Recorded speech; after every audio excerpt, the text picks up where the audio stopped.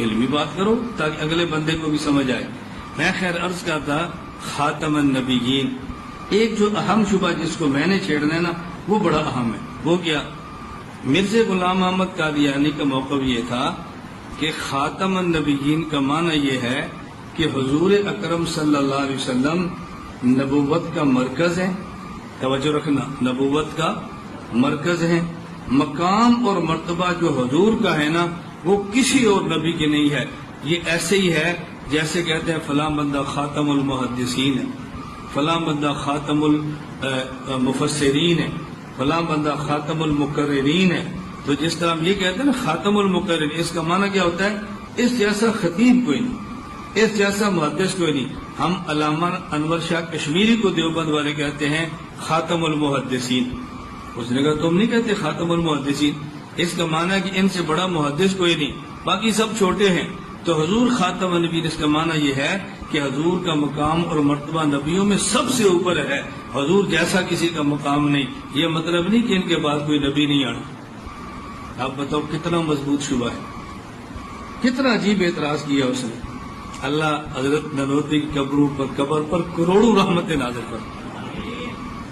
ننوتوی رحمت اللہ علیہ بھی خاتم النبیین کا یہ معنی کرتے کہ خاتم النبیین کا معنی یہ ہے حضور نبوت کے مرکز ہیں، حضور پر مقام و نبوت ختم ہے، حضور کا مقام نبیوں میں سب سے زیادہ ہے.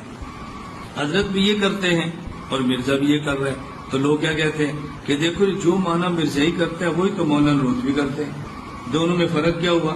مولانا ننوتوی نے دروازہ کھولا ہے، وہاں سے مرزا نکل آیا. تو نبوت کا دروازہ تو تم نے کھولا ہے. اب اچھی طرح بات سمجھنا حضرت کیا فرمانا چاہتے ہیں. حضرت فرماتے ہیں پہلے آیت کو سمجھو. آپ کے پاس وقت ہے نا؟ بولو. چلو یوں کرتے ہیں جس نے اٹھنا ہے وہ اٹھتا ہے. اللہ اللہ خیر صلی اللہ، میں نے نہیں اٹھنا. گل موقع جس نے اٹھنا ہے وہ اٹھ جائے. میں بیٹھا رہوں گا جب تک آیت پوری نہیں ہوتی. حدیث کو اگلی دفعہ لے آئیں. ننوتوی فرماتے ہیں ہم آیت کا معنی یہ کرتے ہیں کہ رسول اللہ صلی اللہ علیہ وسلم بالغ مردوں میں سے کسی کے باپ نہیں، لیکن اللہ کے رسول ہیں اور آخری رسول ہیں. ہم معنی کرتے ہیں خاتم النبیین کا کہ آخری رسول ہیں. اور فرماتے ہیں یہ معنی عوام کرے تو کرے، یہ معنی علماء کرے تو زیب نہیں دیتا. کیوں؟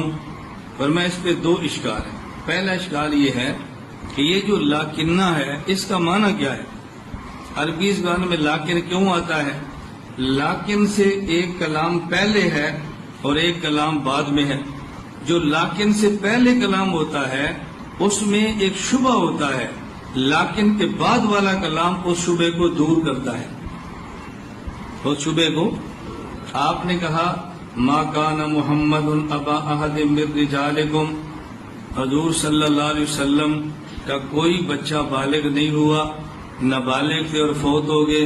حضور کسی بالغ بچے کے باپ نہیں ہیں لیکن اللہ کے رسول ہیں.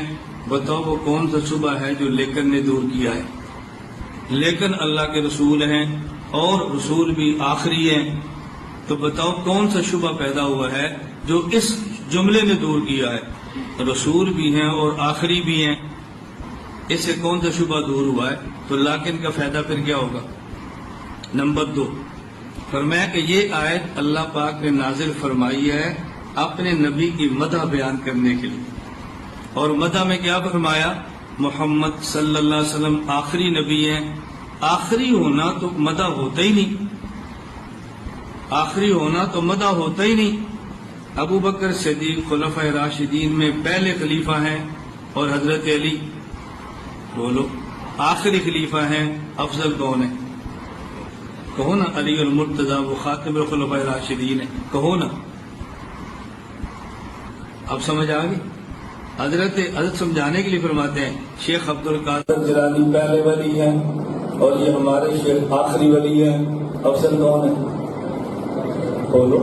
کہو نا ہمارے پیر صاحب چونکہ آخری ہیں. بھائی یہ مدینہ طیبہ میں 10 صفحے ہیں. یہ صفحے اول کا نمازی ہے، وہ صفحے آخر کا نمازی ہے. افضل کون ہے؟